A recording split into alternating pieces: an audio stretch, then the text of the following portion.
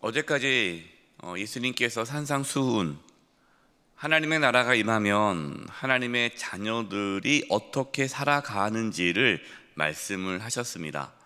하나님의 나라가 임했다라고 말씀하셨지만 하나님의 나라가 눈에 보이지 않지 않습니까? 그러니까 하나님의 나라가 임했는지 안 임했는지, 정말 하나님께서 우리와 함께 하시는지 그거를 알 수가 없어요. 그래서 오늘 말씀 보면은 7절 1절에 예수께서 모든 말씀을 백성에게 들려주시기를 마치신 후에 어디로 갑니까? 가버나움에 들어가는데, 그때 마침 한 백부장의 종이 이제 죽게 되고 있는 그러한 일을 겪게 되죠. 네, 이 백부장은 이방인입니다. 이방인이 하나님의 구원을 받을 수 있습니까? 못 받죠. 하나님의 나라는 이방인에게 임하지 않고 이스라엘 백성에게만 임한다라는 생각이 있는 거예요.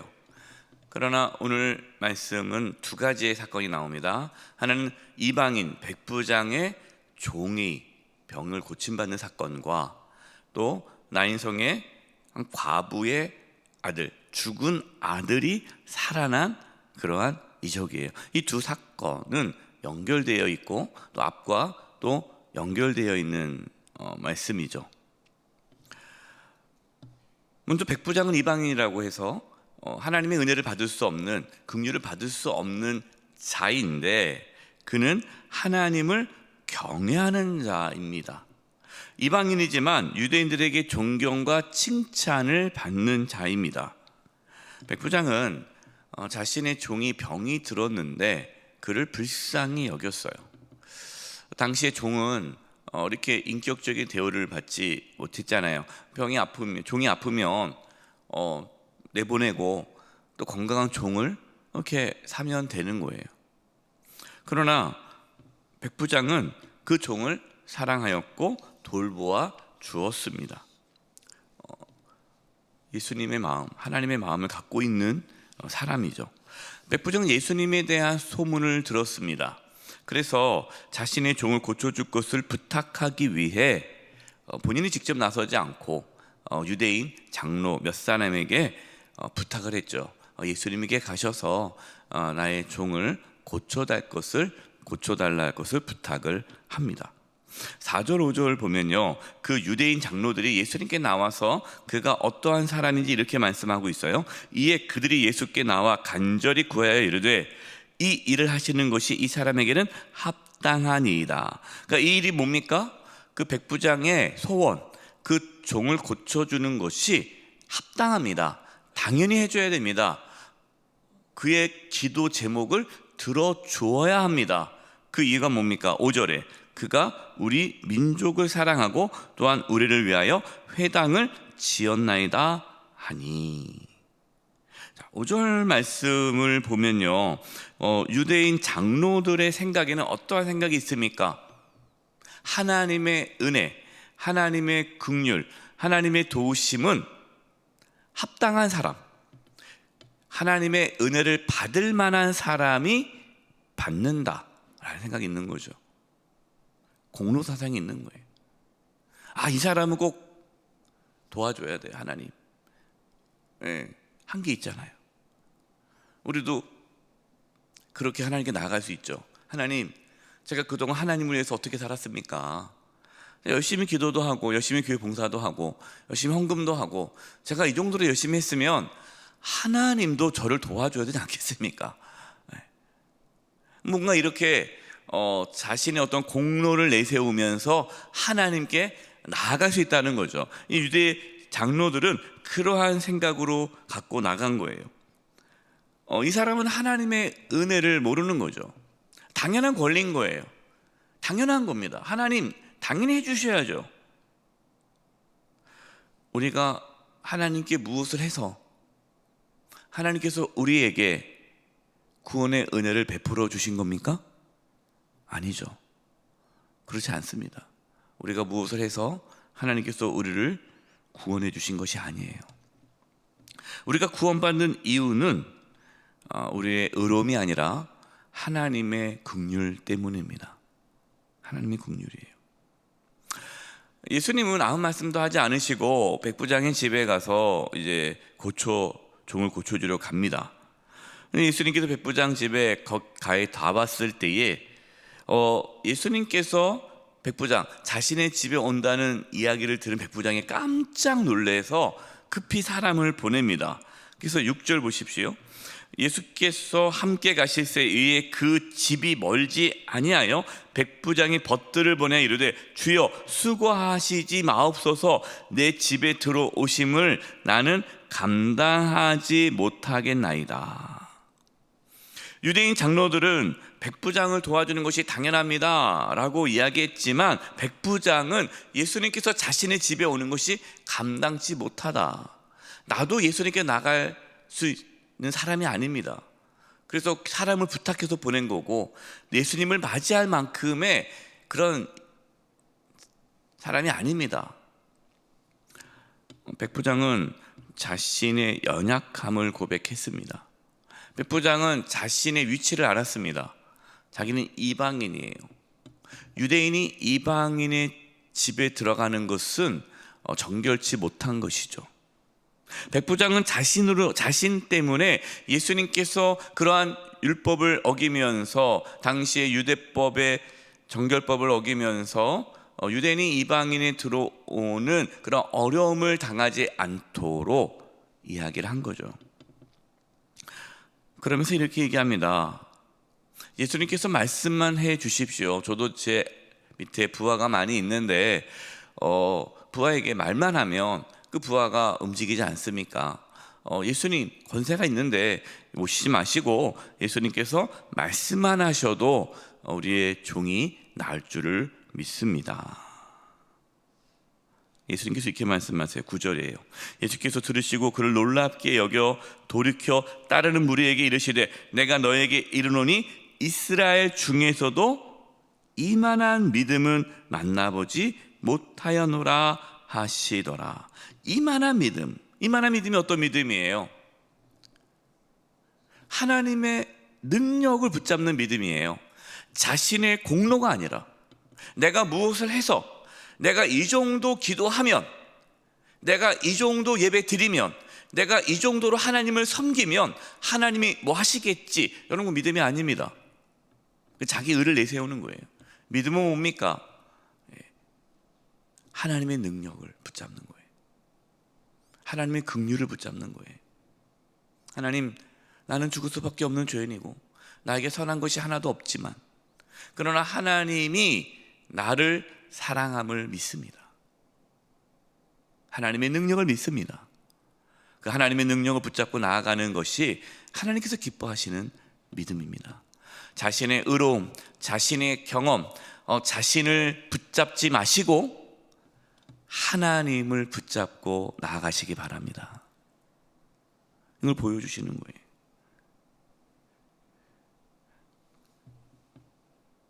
당연히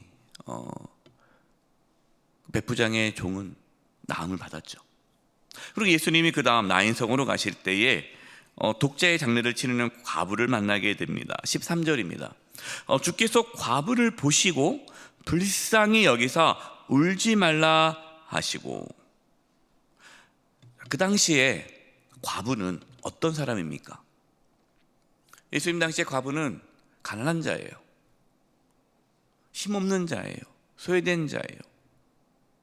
지금 놀랍게도 하나님의 나라에 대한 말씀을 하시고 그 바로 이어서 이 백부장의 종을 고쳐주는 이적과 또 바로 이어서 과부의 죽은 아들을 살려주시는 기적이 나옵니다. 대조하고 있는 거죠. 백부장의 종, 이렇게 말할 수 있잖아요. 사람들은 그렇게 생각하잖아요. 백부장의 기도는 들어줘야 합니다. 그가 한 것이 많습니다. 그러니까 예수님께서 그의 종을 고쳐준 것은 백부장이 뭔가 많이 해서 그래, 그 정도 했으니까 내가 들어줘야지, 그렇게 하신 것이 아니라는 것을 그 다음 사건으로 보여주는 거죠. 과부는 한 게 없어요. 가난하니까 헌금도 제대로 못했을 거예요. 하나님을 위해서 뭔가 할 수 있는 게 없는 거예요. 생존, 먹고 살기도 힘들어요. 자기 식구들 돌보기도 힘들어요. 과부는 하나님께 내세울 게 없어요. 그런데 예수님께서는 그를 불쌍히 여기십니다. 왜 불쌍히 여기실까요? 그게 은혜죠. 무엇을 해서 불쌍히 여기는 것이 아니에요. 과부 아무것도 없어요. 딱 아들 하나 있습니다. 근데 그 아들이 죽었어요. 얼마나 절망적입니까? 그 고통을 예수님은 아시는 거예요. 사랑하는 성도 여러분, 하나님께서 우리를 불쌍히 여기십니다. 왜 불쌍히 여기실까요? 우리가 무엇을 해서? 아니에요. 우리 연약함을 아시기 때문에 우리 주님은 우리를 불쌍히 여기십니다. 오늘도 우리가 새벽에 이렇게 나아가 기도하는 것은 우리의 연약함을 고백하며, 하나님 우리의 연약함을 아시지 않습니까?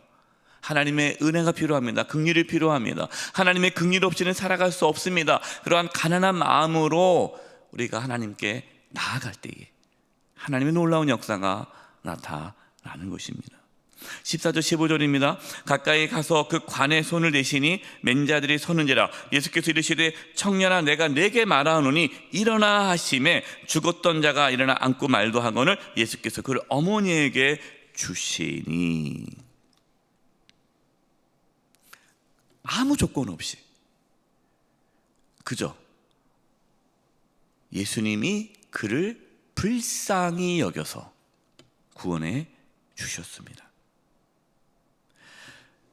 백부장의 종이 나은 것도, 과부의 아들이 살아난 것도 예수님의 긍휼 때문입니다. 오늘도 그 주님의 긍휼을 구하며 하나님께 나아갈 수 있기를 바랍니다.